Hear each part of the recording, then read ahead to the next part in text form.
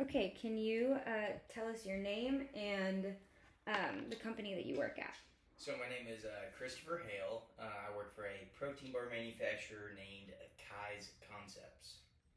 Okay, and then what is your current leadership role and what are your responsibilities? So my technical titles are SQF practitioner and production manager. And kind of the scope is food safety and making sure that product that's coming in and product that's going out is safe for consumers. And then I also manage the production side of setting schedules, teammates of lunches, and just kind of people managing, and then making sure basically the line keeps running. That's my whole job. Cool. Okay. So how would you define your leadership style and how has it evolved through your career? Are you more like strict or laid back and what matters to you in your leadership role? So it's evolved over time. As in, I probably started as a more strict leader of this way or the highway, and as I kind of went through stages in the company, I figured that that doesn't always work best for everybody across the board. So I kind of had to switch up on that because our mission, and we're a second chance company, so we don't just hire and fire like crazy. You know, we give people second chances. We want to meet them where they're at, and we want to grow them personally, professionally, and spiritually. If they want that, you know, obviously we're not pushing that, but we definitely make it well known if that's what you want. We will do our best to fulfill those needs as long as you work with us. So Okay. Yeah, that's great. Um, Next, I want to ask just can you share an example of a time when you had to manage kind of a difficult team dynamic or a dynamic with a specific employee? You don't have to name any names, just. yeah. So as we've grown,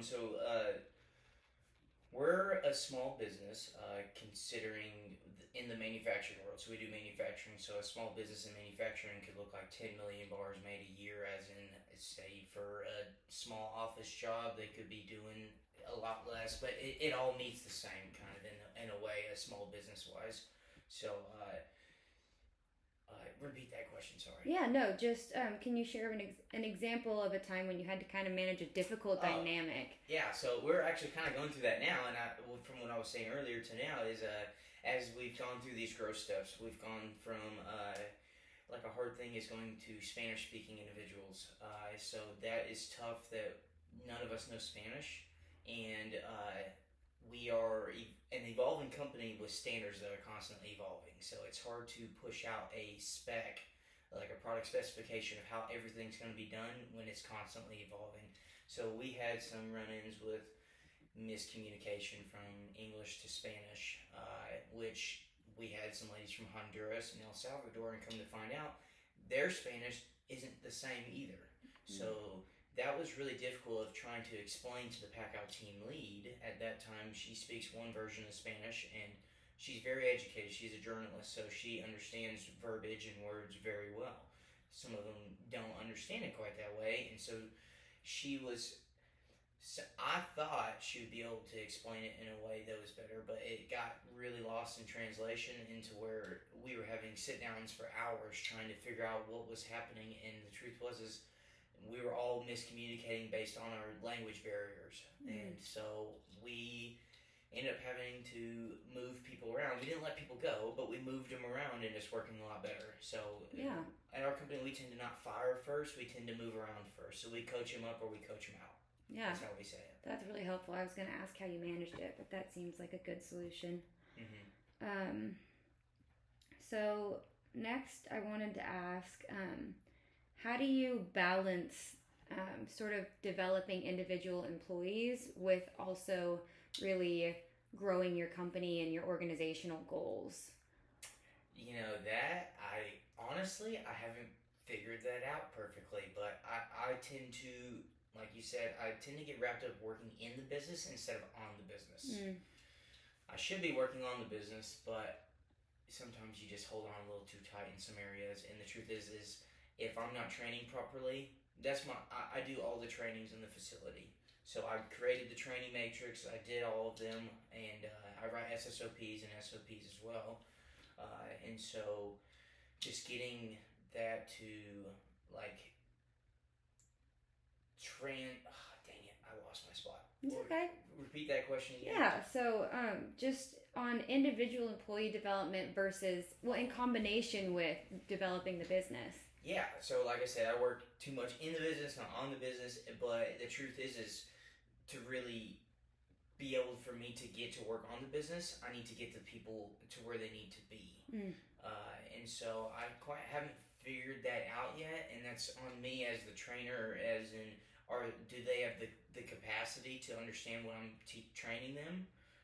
Or do I need to move them around, or am I not training properly? And so I pour a lot of time into people and team members because I know that this level that they're at they're not going to stay at this level. They'll be the next line of leadership. So I'm really trying to pump to them the vision of where we want to go and what our values are as a team and as a company. And so I spend a lot of time on pouring into individuals, knowing that they're going to be the next level of leadership most likely. Right. So, and the time you put into them, you want the company to get too, as far as like, if you're putting so much company into individual development, I'm sure that you want that to get poured back into the company in the long run. So that's a lot of effort on your part. But so my next question is sort of, how do you ensure effective communication, especially in kind of a fast-paced environment and a fast-growing environment? I know your business is picking up pace quickly. And so how do you really ensure that communication is between you and your counterparts and your bosses as well as your subordinates? So we've struggled the most with communication. That's kind of been our biggest thing. And so what I've found that what we've settled into as a team is having an all-team stand-up in the morning. So we put it on the board. We have a schedule board. But that's ever evolving because we work in a perishable environment. Like, things will expire and we want the best product quality. So we don't like producing product months ahead of when it's supposed to go out the door, because the truth is it might not get to the shelves until 5 months of the shelf life, depending on the distributor. So just communicating what's going on the board, and those stand-ups have just been super crucial, and just having a meeting structure of some type, because before we didn't, and it was kind of like, hey, your department knows this, blah blah blah. Well, we were like, who is it all funneling down from? And so we had to kind of refigure that integrator role, who is taking our CEO's vision and then he's taking it out and pushing it to the people, which then led to us having a really good meeting structure because we use I don't know if they're familiar with it, but EOS. And so it's an entrepreneur operating system, and so it kind of helps us keep a good meeting and leadership schedule going, so we can keep everything really continuous. Our whole motto is continuous flow. We don't want WIP. We don't want work in progress. Right. Yeah, especially with a business that's working in food manufacturing, I'm sure that it's really hard to keep things like on the right pace. So I would love to know what advice you would give someone who kind of aspires to be in a leadership role, and like what would you tell them to start doing for themselves and for a role like that? I would say always have an open mind, because the way you think you're going to run it, when you come in, probably won't happen. So, like for me, I thought I was gung-ho. I was like, I got this role. I'm about to turn this department around. Well, it all depends on where you can put your finances, where you can put all these things of, am I going to pour all my finances into people, or are we going to take the finances and, like for us, we're in the middle of the ground of like, do I hire more people or do I get machinery? Automating or people. So, just trying to repeat that question again. No, it's okay. You're totally fine. So basically just like someone who wants to be in a role like you, like obviously you didn't start in a leadership role. So what advice would you give someone that aspired to be there? I mean, really the truth is just being solution oriented. If you are not in a management role and you want to be in a management role, you got to come solution based. You can't sit there and say, hey, this is wrong, and stand there. Yeah. It's like, it's not going to help. Yeah, and from a management management role, I would see that as no value added. That is Totally. like, okay, thanks for telling me the problem. Now I gotta go put out the fire, and now I'm stuck in the business instead of on the business. Right.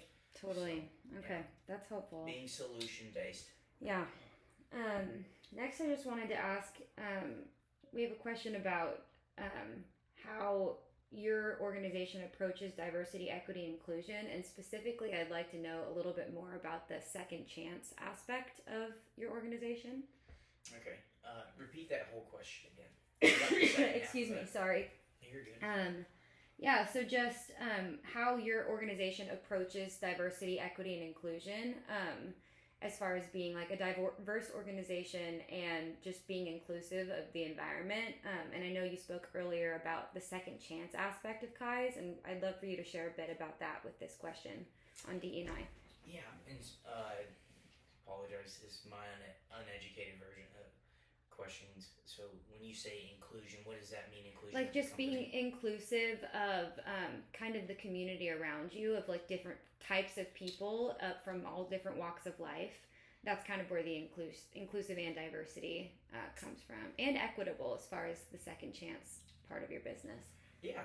So we, our CEO he's probably one of the best individuals I've ever met. Based on like, he built this from nothing, and he is a very Christian oriented man. But he also understands, like had been through some things himself, and he was like, I want to build something more than just making money.